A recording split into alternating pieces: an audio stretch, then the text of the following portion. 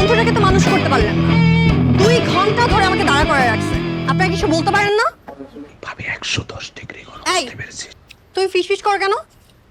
তোমরা সবাই যাও, যাও। আসসালামু আলাইকুম। আর এই যে তুমি কি বলো তো?